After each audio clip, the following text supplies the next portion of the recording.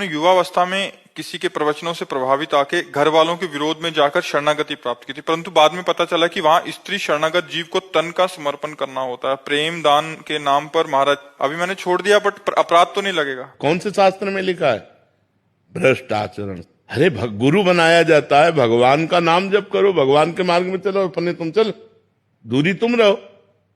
परमार्थ का मतलब क्या होता है? तुम हमसे जुड़ो, भगवान नाम लो, भगवत भजन करो, दूरी रहो। तन का दान, मलमूत्र के द्वारों का दान गुरु मांगे, न संत है ना वो कोई गुरु है। बिल्कुल नहीं अपराध लगता है, ऐसे को बिल्कुल त्याग देना चाहिए, 1 मिनट में त्याग देना चाहिए। परमार्थ विरुद्ध आज यही तो पाखंड चल रहा है। इन्हीं की वजह से असली संतों पे द्वेष। हाँ नहीं, ऐसे नहीं, ऐसे नहीं, पाखंडी ऐसे दम कहां शास्त्र में लिखा है? अरे भैया शिष्य बनी मतलब हमारी बिटिया। शिष्य का मतलब, गुरु का मतलब क्या होता है? पिता। पिता ही नहीं, परम पिता। हमारे तुम बच्चे हो, तुम अपने मार्ग में चलो, तुम अपने मार्ग में चलो। तुम्हें मार्ग बताने के लिए, गंदे गंदे संबंधों को मिटाने के लिए तो गुरु बने, काम क्रोध पर विजय प्राप्त कराने के लिए तो गुरु बने। ऐसा कौन सा शास्त्र कहता है?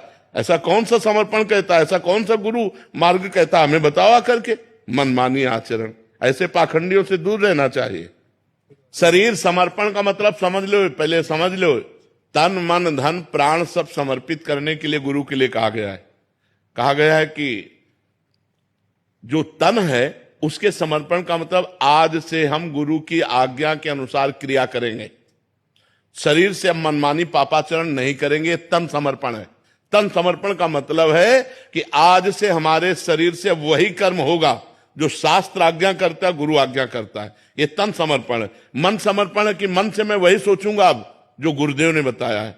अब हमारा मन संसार को नहीं सोचेगा, प्रिया प्रीतम को सोचेगा। वाणी से हम गुरुदेव के द्वारा बताए हुए नाम जप करेंगे, कीर्तन करेंगे, भगवत कथा। ये समर्पण है। ये समर्पण के, ये कोई समर्पण की बातें, गंदी बातें। ऐसी गंदी बात अगर किसी को कहीं भी दिखाई दे तो तत्काल दूरी हो जाओ, कोई अपराध नहीं लगेगा। वो कोई गुरु नहीं, वो कालने में बैठा हुआ है पाखंड का रूप लिए हुए, वो गुरु नहीं है। गुरु वही है जो असत मार्ग से हटाकर सत मार्ग में लगावे, जो गंदी बातों से हटाकर तुम्हें अच्छी बातों में लगावे। जब गुरु से तुम कहो कि महाराज मेरे अंदर गंदी बात आ रही, तब उतनी सामर्थ्य उसके हो कि वो तुम्हारी गंदी बात हटाने की बात कह के तुम्हें सतमार्ग में चढ़ाए, ना कि गंदी बात सुनकर तुम्हारा शोषण कर ले।